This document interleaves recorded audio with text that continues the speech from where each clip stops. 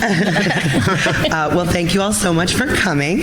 I'm Oriana. I'm the head of publishing at Kickstarter, and I will be moderating this panel. Excited to have such an illustrious crew, so I'd love to start with everybody introducing themselves, starting at the very end. Oh, great. Thank you so much. We love that. Hello, everyone. I am Mark Monroe. I actually write paranormal and supernatural horror, but I was just in a Clive Barker panel, and we're talking about transformation, and I am actually transforming into another pen name that writes Sweet MM Romance. It was a total, idea that I had after I watched Heartstopper, and I was a teacher for 16 years. So I was like, I can do this. And I want you to know, I was the 50-year-old man in Starbucks crying while I wrote this book. It was the hardest thing I ever did. But it's called Jesse and Kai, and it's actually going on Kickstarter in November. So we should talk. We will. My name is Daniel Shinhofen. I mostly write lit RPG, but mostly my stories are harem, or as I like to call it, multiple partner romances. I actually do have a Kickstarter currently. Thank you, Ariana. I think that's good for right now. I'm tired already. Hi, I'm Valerie Willis. My jam is fantasy romance, paranormal romance, and I love packing in lots of alt history, mythology, cryptids, monsters, and things like that.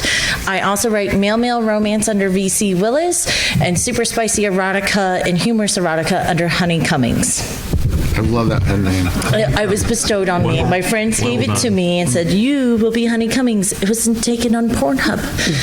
Thanks, guys. Goals.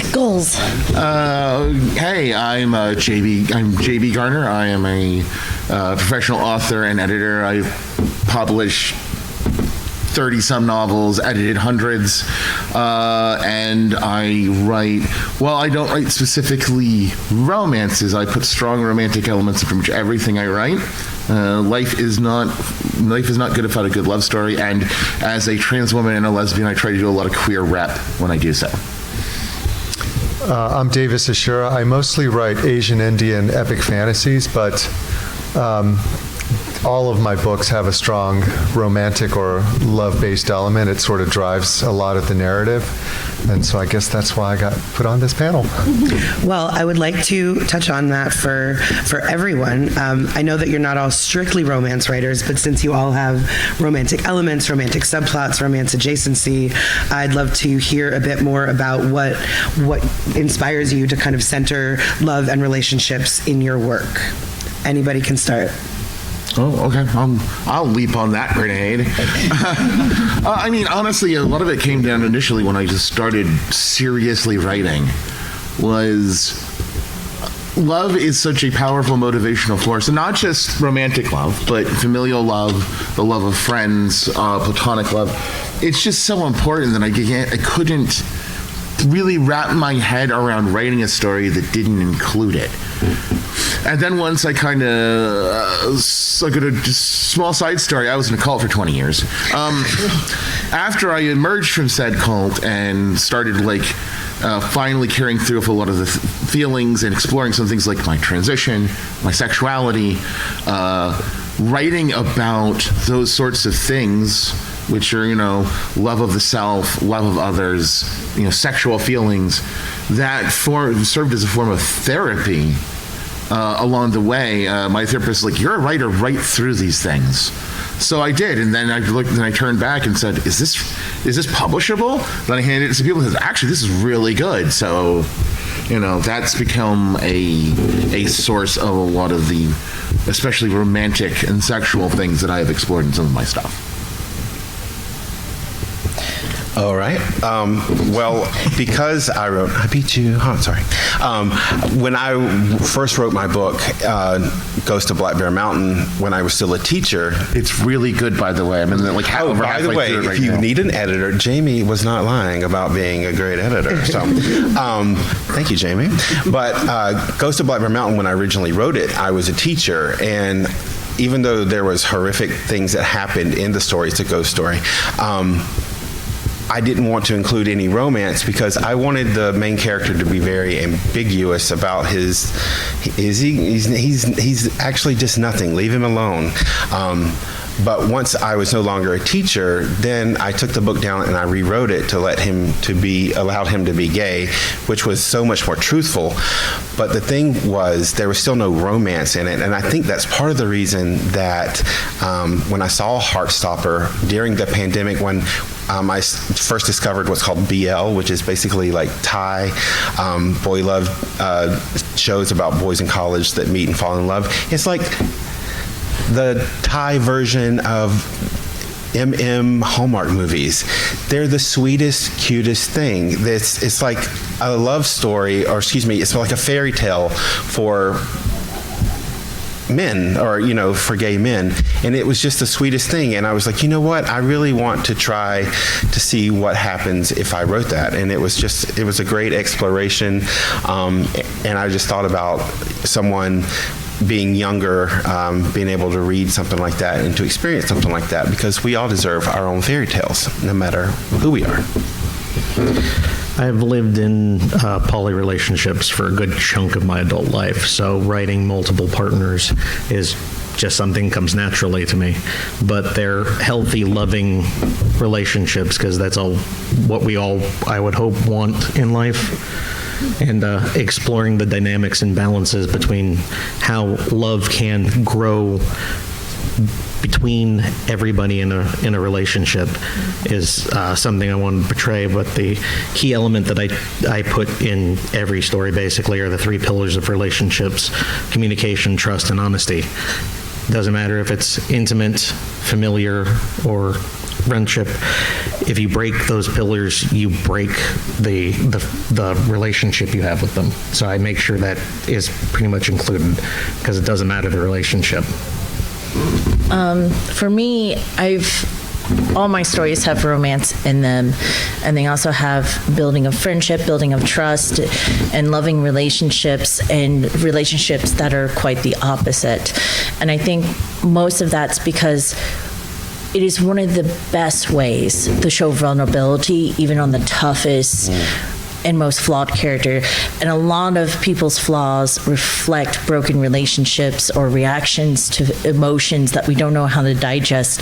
So there's nothing more refreshing than gods and goddesses and deities and werewolves. A werewolf who goes, oh man, I wrecked my own family. And then he gets depressed and wakes up 50 years later after devouring a bunch of people for a while, right? I like the dynamic that relationships and love element in stories.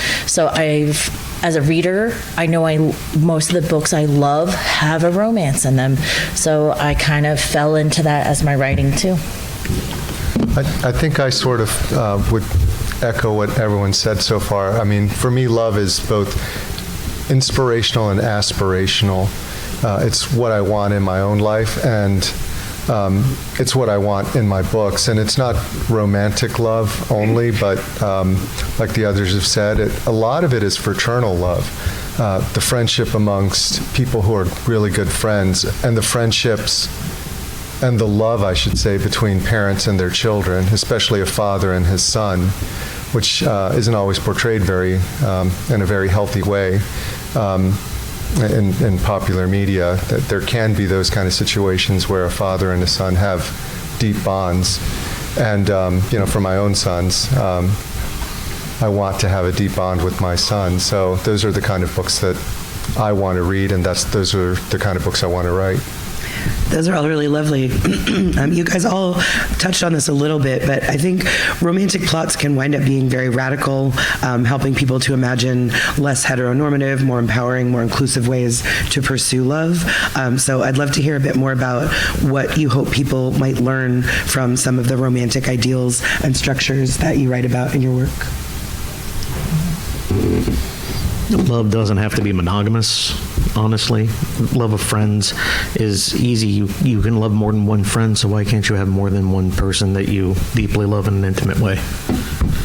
I'm still baffled that society is fine with people who cheat. We just kind of slap them on the wrist and move on.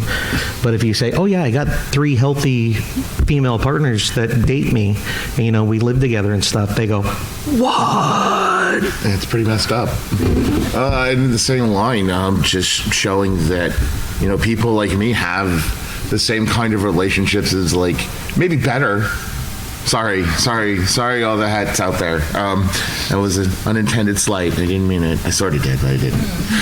Sorry. No, seriously, that the kind of relationships that people like us have are just as valid and just as sweet and just as, at the end, so similar as to what normal people. The cultural standard, I think, is the better way to put it. Yeah, because you're two people in love. It doesn't matter. It doesn't matter what your physical forms are or anything else. It's two people in love. Mm-hmm. That's why I wrote my fantasy romance, male romance, because at least in a fantasy world, I can erase all of that, right? Mm-hmm. It's just two people in love, and no one in the world blinks an eye about it. It doesn't register to them like real society does.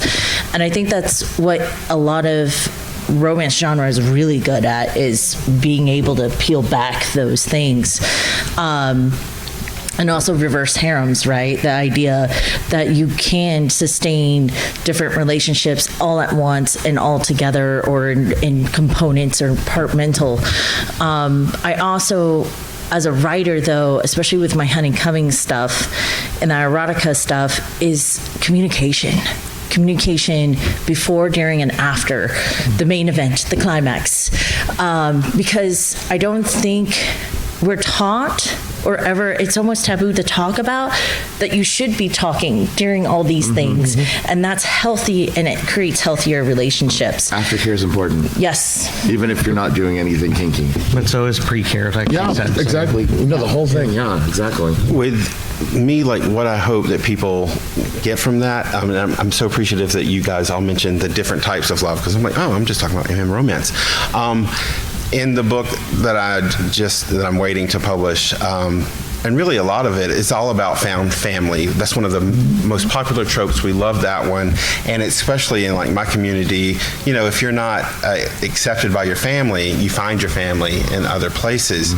And so in the book, I not only, explore like a romantic, but there's a relationship between a store clerk and the owner. It's something I'm not going to cry just thinking about right now. But it's also what you said. It's basically, I'm switching around a little bit, but it's instruction almost. Or, hey, when you get older, like if someone's younger and they're reading this and whatever, when you get older, maybe think about how you talk to your kids. Maybe think about how you convey your morals to them, and maybe don't be so harsh at certain things. So, because there's lots of father-son, mother-son, brother relationships with his siblings, normal relationships with his siblings. Calm down. I just hope that everybody can see themselves in my books, and that everybody, again, everybody deserves to be loved. So. I think I approached it a little bit differently. I wanted a true forbidden romance, not just, they're from different sides of the tracks, but truthfully, if they are together, society will want them dead.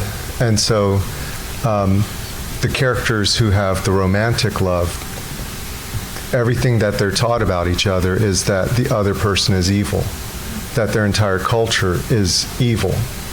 And I wanted to explore that. So they come from not just different castes, but one is an outcast. And so how do the two people come together when everything wants to pull them apart, regardless of whether they're male, female, male, what have you? I just wanted to explore how would that work.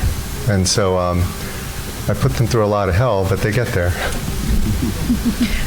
So you've all talked about drawing at least somewhat from your personal life when putting your plots together. So if people feel comfortable, can you share an anecdote from your life and talk about how you modified that into your stories? And if that's too close, maybe just talk about how you came up with one of the plots or subplots that is really meaningful to you. We're all rushing to answer that. Fine, I'll go. I hope that means it was No, it's a great question. It's a great It's a great question. We put a little bit of ourselves in it. my husband also says stuff so off the wall that I find a way to put it in a book because he's naturally hilarious. Like, he's like, yeah, my buddy Dave asked me the weirdest question today. And I said, yes, tell me about this. So a lot of the stuff that pulls into my work is usually inspired by something I've experienced, something I've heard, something I've learned. I go to workshops. There's a wonderful conference in Orlando called Smut Lovers Conference. And there's nothing like waking up and going to a panel at 10 a.m. about how to either tie people up in ropes or spanking properly. I don't do those things in my own life, but I want to represent real life correctly so that I'm bestowing, like you were saying, like educating and communicating in the correct way. I would say, and I kind of, that a lot of my preferences make it into some of my novels, but also my curiosities. So that's a little bit of how I put myself in there. I learned a lot about communication and relationships and how people can be both very good and very bad from, the whole 20 years in the cult thing. And that informs a lot of what I do when I need to create someone that's abusive and manipulative and plays with people. I unfortunately have a wealth of information, things to base that on. Makes it very plausible because we have to have our villains. But it also, in learning and emerging from the other side and healing from that trauma, and using those negative examples but flipping them on their head, it's given me a lot of, I feel, insight and ability to communicate, how a real, proper, loving relationship of whatever kind should come about. Because it was a cult, it was a messed up cult. So not only were we talking about fraternal, familial, and romantic loves were all twisted and manipulated by the leader of the cult with the people that were there. So in a way, I kind of learned all the good things to do by experiencing all the worst things that could happen to you. So yeah. So Daniel brought up trust, and that was, I'm like, wow, how am I going to answer this? I'm like, I don't really want to answer this question. I'm like, oh, here's a good one. And that is that in the South, because that has that's a whole nother panel just here in itself. But when you have, a man who is maybe just now coming into his sexuality, especially if he's from a small town in middle Georgia, being the big man, but also having the guts, I'm watching my words, to be vulnerable with his partner, to say, this is what I need from you. I need you to be able to, hold me when, I need that. And so that is like one of the big parts of this story, is that you have this tough, football player, and he meets someone that he can actually be vulnerable with for the first time in his life. And that was, I write horror, and I was like, oh, this is difficult to write. But again, romance, that is the toughest thing. It is the hardest thing I've ever written in my life because of all the emotions. But yeah, being vulnerable, that was something that personal that I put into that. For me, it was, these characters and the struggles that they go through, I wouldn't say that it was, I don't really want to say what it comes from, so I'll just keep that to myself. But it starts for me, what the relationship was, initially very antagonistic, and I just wanted to show that despite that, there can be forgiveness, followed by acceptance, followed by respect, followed by trust, followed by friendship, followed by love. So those were the elements that I guess I used to progress their relationship. I put probably little pieces of most of my life throughout my different series. 9 different series is a long time to take little pieces of yourself and put them into books. But the one thing that, like you said, like a couple of you have said, teaching moments. It's one of the reasons I hammer down on communication, trust, and honesty. I've had relationships end because of all 3 being an issue. Friendships, but the women I've loved in my life, I've separated from a few of them for those reasons. And it always hurts. But if the pillars aren't there to support you, you got nothing. Okay, maybe this will be a little bit of a lighter question. I'm wondering. Thank you. But actually, thank you all for your vulnerability and honesty. These are like really lovely and meaningful answers. I wonder if your characters ever surprise you as you're writing. Like if you start out planning for a happy ending, and then you decide those folks shouldn't wind up together, or should be, or a secondary character comes to the fore in a way you weren't expecting. I'd love to hear about some of that. I'm jumping on this one because I have the second novel series I ever wrote. So it's a weird, quirky. I call it a wrestling romance. It's not a romance it does have a strong romantic subplot, but also in the old term of a romance being kind of like a idealistic adventure story. But it is set in the world of modern professional wrestling and all that. But anyway, I'm writing the first novel. And in the first novel is just an opening bit, and we are setting up. It's through the viewpoint and from the feels of what I thought was going to be a throwaway, early, an antagonist that was just a setup and sort of just to kind of get familiar with the world. And she was going to be out of the story in 6 chapters. And then, then as I'm writing this first chapter, I just have this moment where she's just I'm at the end of my career, everything's gone, but I just want to get one more big run so that my kids, my 2 boys, are proud of me. And then suddenly, she's not only the deuteragonist, the other protagonist of the series, but she's now turning into a direct course love interest for the other main character. And then went from a character that's just going to be a throwaway that is being married to the original protagonist, halfway through book 3 before the ending. So, yeah.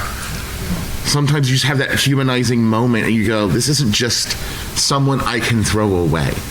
They're so much more than that, and then they become so much more than that. This is almost an entire panel in itself because it gets to pantsing versus plotting in some ways. Yeah. Deep plotters may not have that flexibility, and pantsers would, and hybrids like me do. But those are magical moments when a character behaves in a way that you don't expect, and there's so many of those that made what became a series into a unified universe that I never expected to write. I've written 4 series. All of them take place in different universes that are interlinked with characters that cross over. I never wanted to write that, expected to write that, and it was one character that forced it. The only time I ever resurrected a character was because when that character died, this character was an absolute jerk, and the only reason he was given a name was so my main character could mock the name. And then when my original draft, he died, I couldn't keep it. It hurt too much to kill him, so brought him back to life. So those things happen, and they're the best part of writing, when characters surprise you because they feel so much more alive than just the words on your computer screen. The characters in my paranormal supernatural, they surprise me all the time because I basically have an outline, but I pants the rest of it. But the interesting thing about Jesse and Kai, my MM romance, is that I knew what the main characters were going to do. But what surprised me was the secondary characters that were just trying to help them. It was just like I was writing, and all of a sudden, you have that one friend who's like, "Don't you understand? They like you. Are you dumb?" Right? Exactly. So I was just like, "Oh wow," But that's what surprised me is that what the secondary characters would do, the characters that I had not plotted so much. So yeah. Since we've hit the plotting pantsing category, I am the far side of pantsing. I call myself an after-action reporter. You have an outline that you at least roughly look at, I'm assuming it sometimes. I just write whatever my characters tell me and then report it to my readers. Well, this has led to a number of occasions in which a character that wasn't supposed to have a major part became a major part of the story. One of those went from just being a throwaway fight during the school year to becoming one of the wives of the main character by the end of book 3. And she's still there. She's still scrappy as hell. I think my male romance does it the most to me, because at one point something happened and was revealed to me mentally, and I was like, I'm on book 3. There's no way that dude is that. And I had to reread, and I was like, oh my God, I've written it in here, and I don't even know where the story's going anymore. But I do a loose outline, and then it does sometimes, and I know when I write, it feels like I'm just like hiding behind a tree, writing down what they're saying and thinking and doing, right? And sometimes it comes across my writing, because I had a ARC reader. She goes, dude, that scene where that woman grabs him off the street and kisses my man. And I go, she says, I was in the taxi and I scared the taxi driver. I said, who's this? He thinks I'm in a relationship with Dante, but he's actually your character. So it's surprises like that where we have characters who are interacting or trying to break or push the other characters apart sometimes, that are kind of fun, because then it challenges the relationship a little bit. And then we're like, is this a true relationship? Are they going to overcome this? Do they move on from this? Does it break them? So it's things like that often kind of, but it's usually the world building that I get those surprises the most in. I will say, though, that if you got that reaction from a reader, you did it right. Yeah, absolutely. I was actually going to ask about reader reception. That was my next question. I'm curious how, do you hear from people that these romantic ideals that you're portraying are getting through to them? Have you had any particular exchanges with folks where you really felt like you had done what you were hoping to do? Yes and no. So yes, the readers that appreciate that kind of romance love the books. The ones that just get on with the action do not love the books, because I like my characters to have relationships, and it's not just about killing things or fighting things. And so I spend more time on them as people rather than just the external threats. And so that's just the way I like to write my books. I like them about people, and some people don't want them to be about people. They just want the fights. Yeah. A couple of I've had some very positive feedback a few times. I think probably the most recent ones for the latest, I guess the thing that's closest to my latest thing that would be closest to a pure romance that I put out recently. It's a satirical, sapphic superhero romance, funny sort of thing. But, I got literally a first day review from a reader who I've talked with a lot since. This is very much like, this is what I wanted. It is everything I wanted out of the promise that the blurb was. Oh, that's awesome. It is fun and campy, but ultimately has a lot of heart in the romance, and it's exactly what I wanted. It's like, yes. And I said the other thing was, and for another, for I guess my other more romance-heavy title, it's a film noir murder mystery crossed with a romantasy, which means terrible things are going to happen despite the romance. And a reader read, like I had an early read, and a character dies, shocker, in a murder mystery, especially a noir murder mystery. But however, it was who it was. And they're like, no, you got to do something. Can't you do something in like an after chapter? It's a magical world. You could do something. I'm like, no, I can't. It's not a noir. If I reverse this as much as I wanted to, I did. I wrote a whole chapter. I had a whole way I could have done it, but it was a betrayal of the story, and it would have actually made the main characters. And I hate to say this because we often think we don't want to use the hurting of loved ones as a motivation or like a fracture point, because it's often done so poorly. Gail Simone invented fridging, codified fridging because it was done so prevalently. And so as a part of me, it's like, I'm doing that, but I'm not. Because it all makes sense, and it wasn't done just as a motivation for the main character. It's not even a motivation, it's more of a trauma.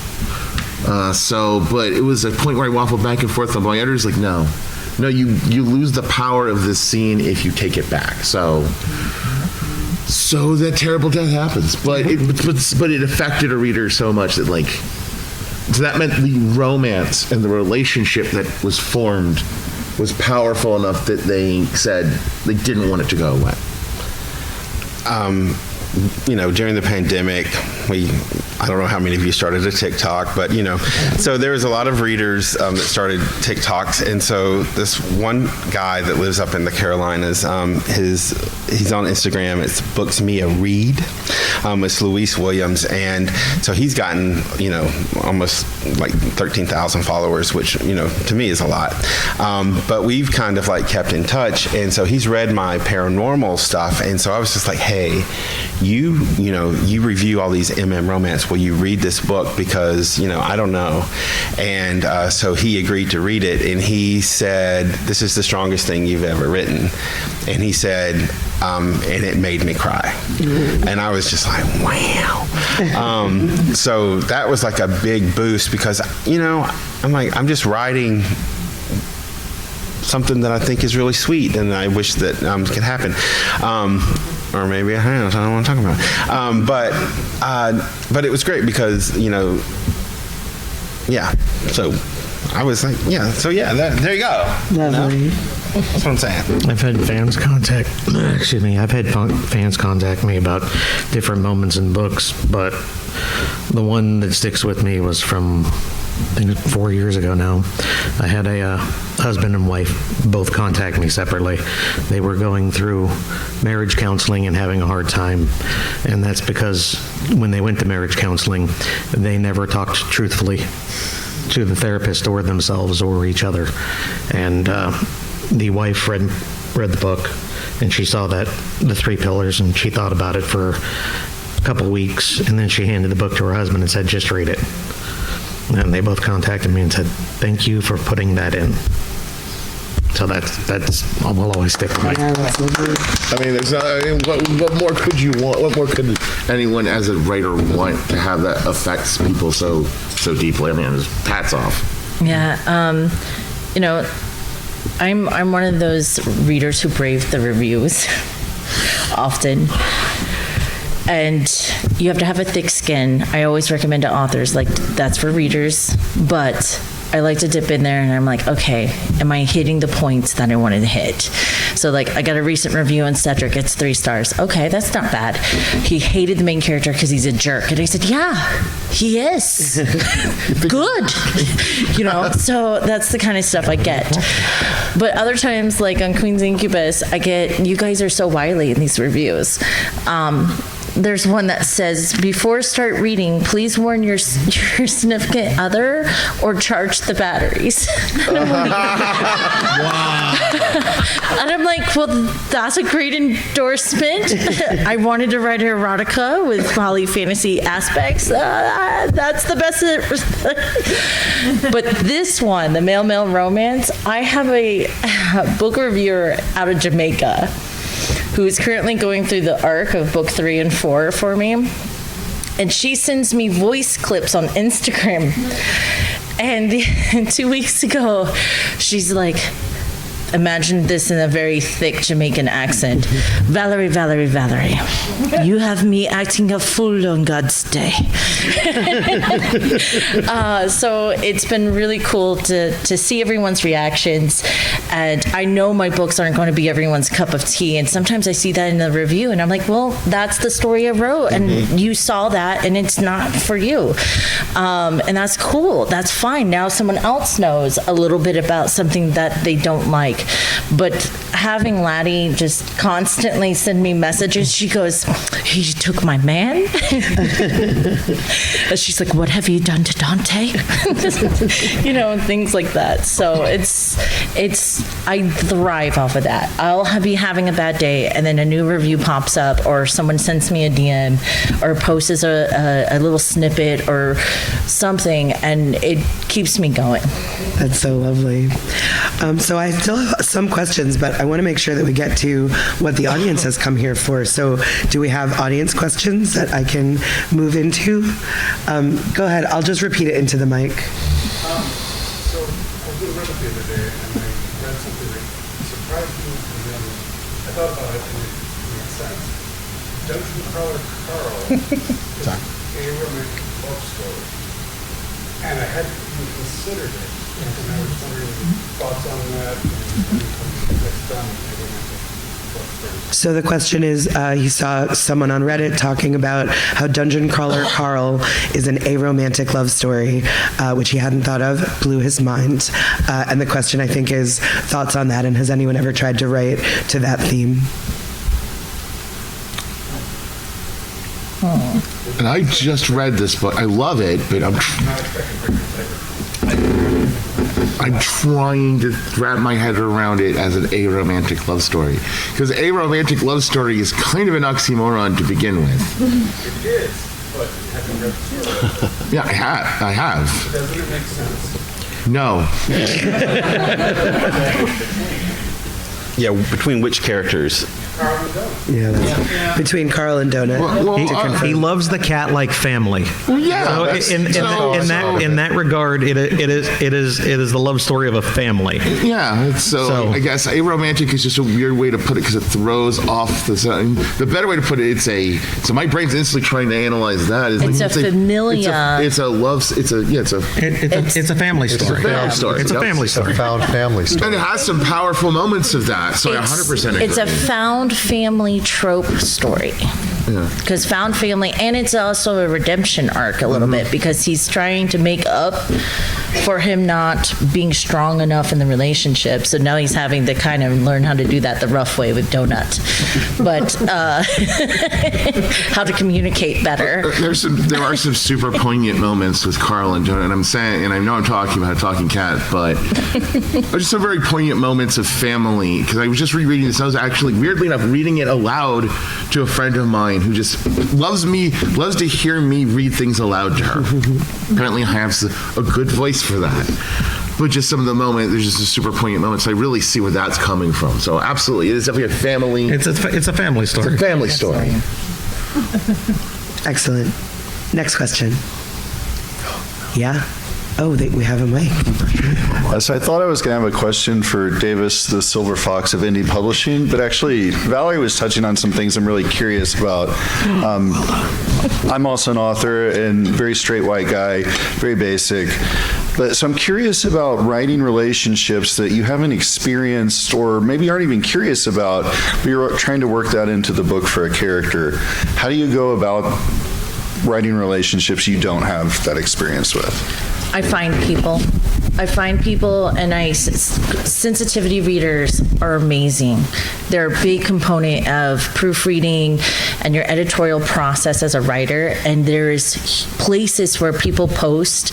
A lot of book reviewers also work as sensitivity readers. A lot of editors have sensitivity reads. I was terrified to publish this male-male romance. Absolutely terrified. I gave it to a friend who reads male-male romance like I do, and she says, this is amazing. You should read the Captive Prince trilogy. which is also an amazing piece. But I was like, okay, mine's tamer than this. Not captive and captor romance. So it's a little bit tamer. And then I was like, okay. And then I turned to my queer friend and I said, read this and please tell me that this does not read like a heterosexual housewife with 2 kids, please. And I got at 3 a.m. Chili Peppers and girl, how much gay porn did you read? And, you know, and I'm like, none, Brandon. I didn't. You know, you also have to trust your gut. Love is love.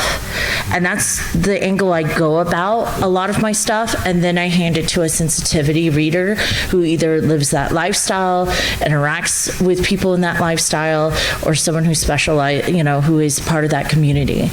So that's how I go about it.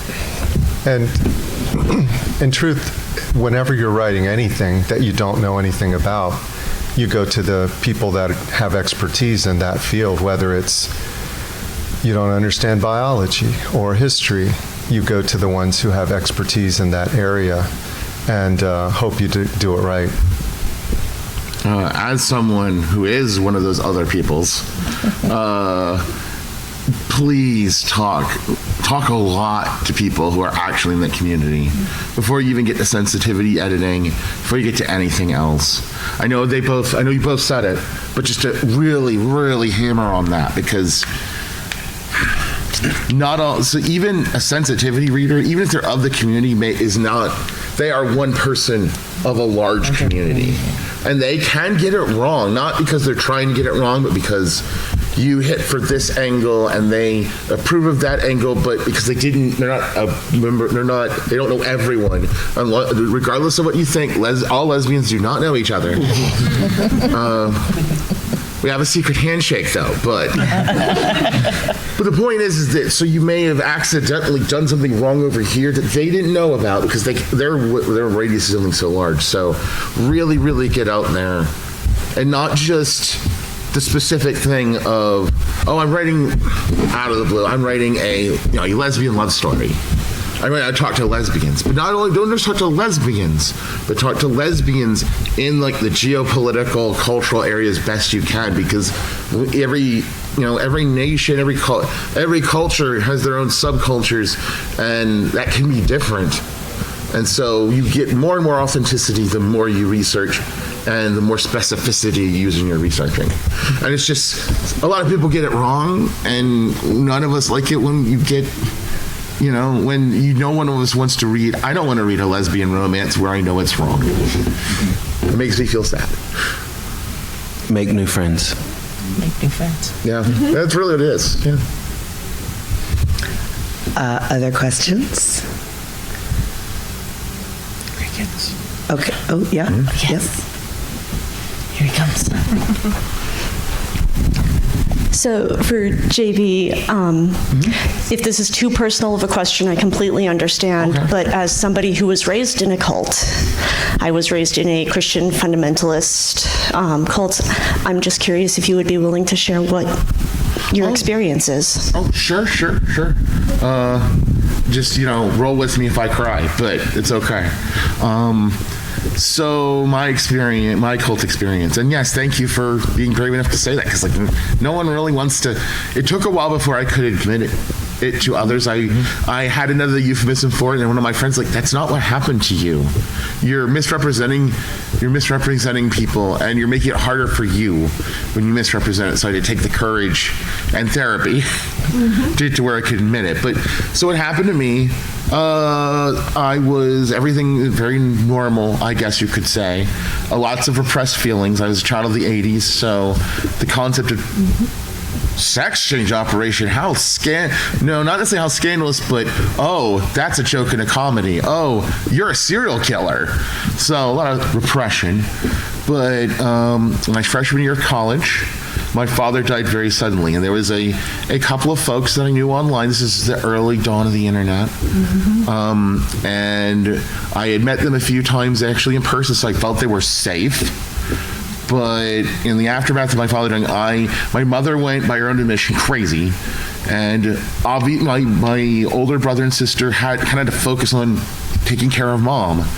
And because I was very good at that point of repression, repressing my feelings, everything, I slipped through the cracks. And, oh, I'm fine. Instead, I stopped going to classes. I live in my basement apartment and wait for the rent money to run out.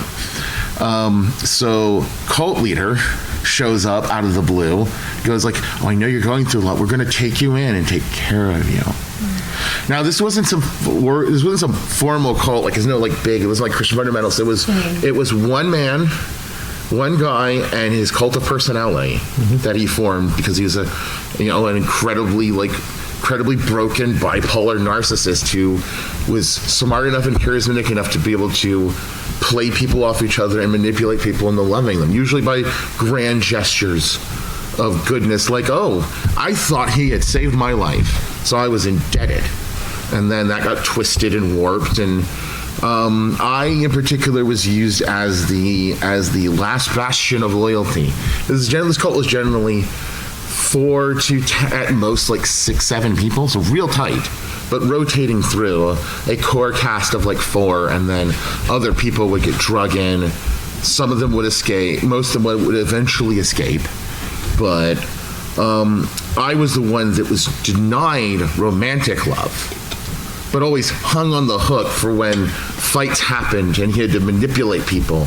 He could always rely on me because I thought I wanted that. Even though every positive, actually like heart thump I ever had was with another woman. Several of which tried to get me out of the cult, but I couldn't do it. It's just you get so wrapped up and manipulated, and you feel this intense sense of obligation, no matter how hard you are being hurt, no matter how you're being abused. And I've seen some shit that I will not talk about because he was also a untreated diabetic and refused conventional treatment for the longest time. So I've seen some things. I've seen some suicide attempts done clearly to ways that would never actually kill you if treated rapidly, which of course we did, but were ways of acting out, another more advanced level of acting out and manipulating. Yes. But eventually, and the saddest part is I never escaped because I had the strength to escape. I escaped because as he got sicker, his grip started to loosen, but I took care of him until the day he died. We did, and he literally died in bed. Fortunately, thank God I was never in the romantic side of things. I would have woken up to a corpse one day.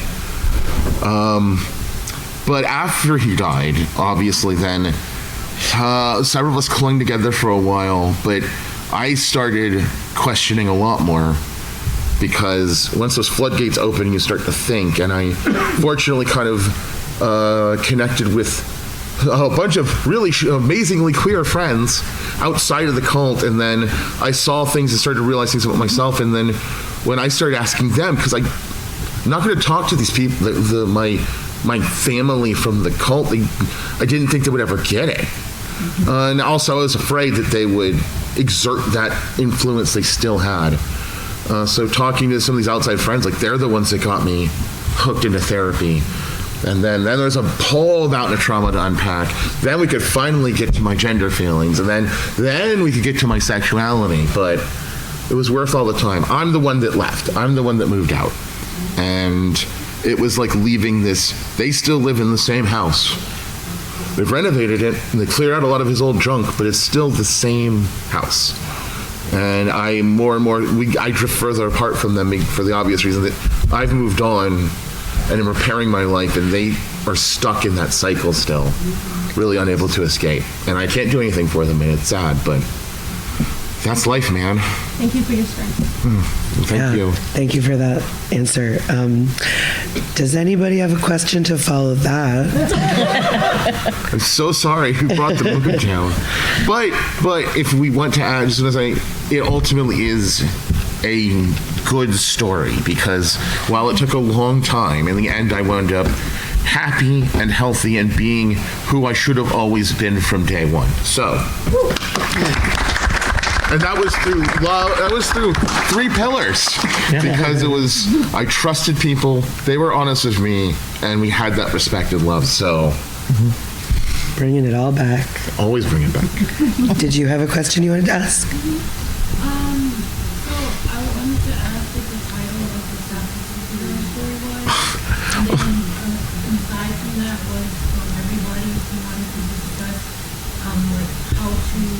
approach actually killing a character in your story? If you, like, you know, you still have inspiration for that character, but they have to die in the story, like the way you described. What do you do with the energy you have when you're still thinking about that character and in the time I'll do the real quick part, and then I'll hand it all off to you guys. 'cause I was just going to enough repeat the time. question. First, what's the title of the Sapphic superhero? Yeah, it is The Powers That Be. It is book one of the Unnatural Power series. If you want to grab it while it's still here, there's still copies available in the vendor hall. And then the second part of the question was, what do you do when you know you have to kill off a character for the plot? Sort of what do you do with the energy that remains from the writing of that character? Is that right? I have a villain that dies in book 1 and is still haunting those characters in book 4. Because a character leaves a scene, whether they were part of the hero's posse or an opposing force, in real life, we always have that echo of that person, memories of that person, trauma from that person. And you should reflect that in your work in some way. Because a character is suddenly gone, there was a game called Elysian's Tale. It was an indie game on Xbox 360. And I know, right? So we're showing my age.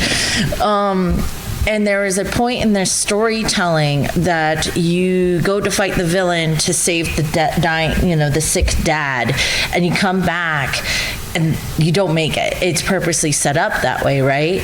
And then the one character is like, well, that's sort of part of life. You only, you can do what you can do, but sometimes it's meant for you not to save them. And then you get to the end of the story and things are unfolding after you've killed the big boss. And then the one character tells the other one to go, and he says, sometimes you're not meant to save.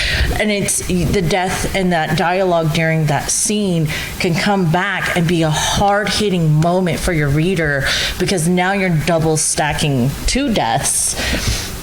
So use it as a mechanic and a force to drive the emotions that you need out of your readers and your characters at the same time. It's a great answer. Does anybody else? Yeah, go ahead. This is in my my ghost story. There's a character. I'm not going to tell you because I want you to read it. Ghost of Blackbird Mountain. There's this one character, and they get unalived. And the thing is, I realize as, I wrote that book so long ago, that's still my favorite character. And I think about them all the time. And I was like, oh, what if that energy, it's funny because I'm like, I can see another story with a character similar to that, to reincarnate them. And the more I think about the character that I killed, it's more, I'm like, oh my God, I identify with them more and more. But that's a great question. You talked about the echo.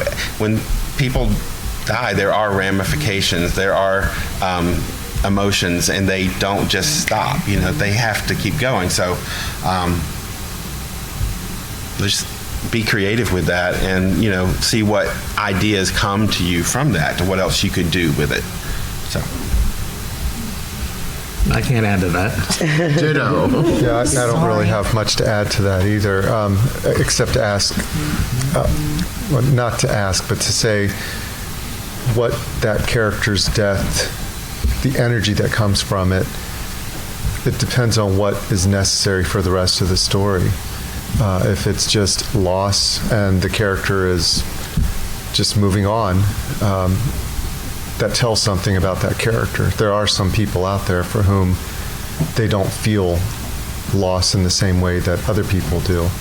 It just sort of depends on what your character is what you want for your character that experiences the death. For some people, it leaves psychic wounds where they feel responsible for that death, and they tell a lie to themselves, and that lie carries on and motivates actions that are harmful to them.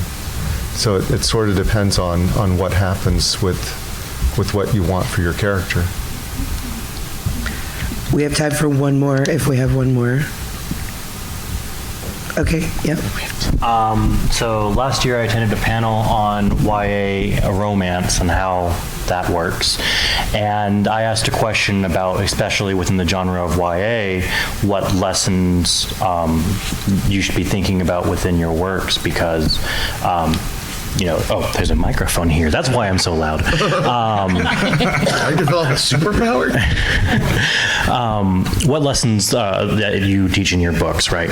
And I had noted that it seems like, especially within romance of a genre, that there's a lot of, getting into the relationship, and so, but not as many stories of maintaining that relationship.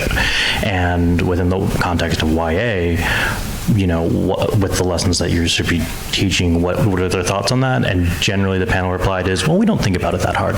So my question to you guys is, do you know of any works where they maintain the relationships, and thoughts on that topic?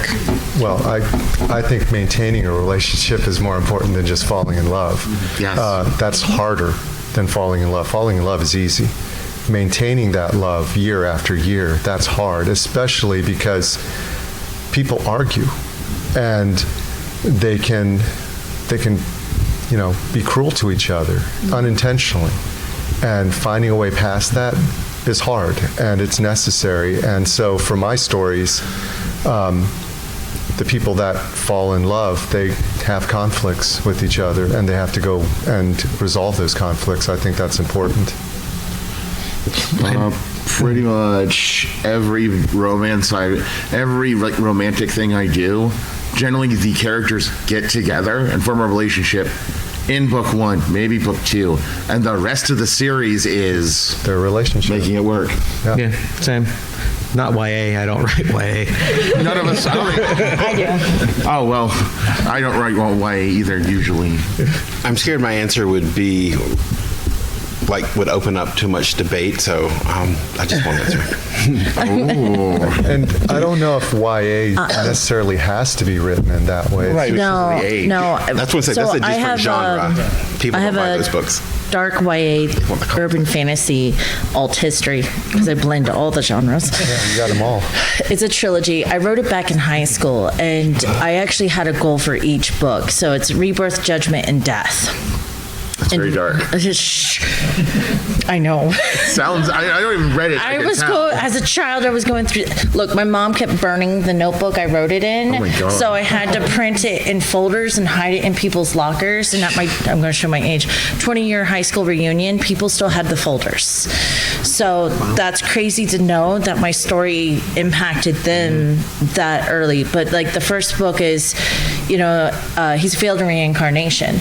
So he's got to figure out, does he become the person they're telling him he should be, or does he pick a new path, because obviously he can't be a rock star anymore because he's immortal, right? And then the second one is more of the familia stuff that we've been discussing, right? Don't be your brother's keeper. You don't have to be your family's keeper, and you don't have to fix your family's mistakes and break yourself doing it, right? And then the last lesson is, because it's a tradition and it's always been this way, doesn't mean you get to keep it. You can change that. You have the power to end toxicity in your own space. I think it's very important, especially in YA, to know what that message is, so you're not wrong for asking that question. And most of YA is going to focus on coming to age and learning the beginning of relationships. If you're looking for long-term relationships, you're going to have to move to adult genre, and I highly recommend the trope arranged marriages. They start at the beginning as arranged marriage, and then they have to learn to love each other, and then it's a fun trope to visit. You're welcome. We have 2 minutes left. I would like everyone to please share where people can find you the rest of the con, on the internet, etc. Mark? You can find me at markmonroebooks.com, and that will have the ever-evolving new pen name. This is my last one for my last panel. Am I supposed to say anything else? markmonroebooks.com. Thank you so much. After this, shortly after this, I get to go up to the Hanover room to do Boinking Beasties, because a lot of my books have adult content in them, go figure. Before I run out of here, though, I do have some other lanyards and stuff that I can give off to people if you'd like them. You can find all my stuff at willisauthor.com. I have some business cards left. Feel free to take pictures of my books. I sell wide. I also, all the social media, TikTok, Instagram, Facebook, Willis Author, you're going to find me. I'm very interactive and social, as you can see. And just check me out. And if you order direct from me, I sign the books. Social media, my website is jbgarnerwrites.com. You can get all my books that way. I do social media, so again, JB Garner Writes. Blue Sky, I'm most prolific, but I also do a lot on Facebook. As for the con, I have one more panel tomorrow at 11:30 a.m. Make Me Laugh, Writing Humor and Speculative Fiction. I do lots of humor, so that'll be great. It's actually, I believe, it's like in the writing tracks. It's real, like it's right in this hallway. If you want to get any of my stuff, there's still books of mine left in the vendor hall. Either the missing volume, it's on the first floor, like 1301, 1302, or at the Spartamac booth. Second floor. If you go up to the second floor, go immediately to your right in front of the women's bathrooms, which is so handy. Let me tell you. You can find my stuff on Amazon and Audible, and my website is davisashura.com. And this is my last panel, so I'm off to the Westin to get a drink. Amen. Yeah. Thank you all so much for coming. If you happen to be curious about Kickstarter, I have a panel about it tomorrow morning. Thank you all. You guys, that was so great. Yeah. Great questions. Thanks. Really good. Can we take a picture? Yeah, absolutely. Will somebody take a picture for us? By the way, Daniel, that was really good succinctness on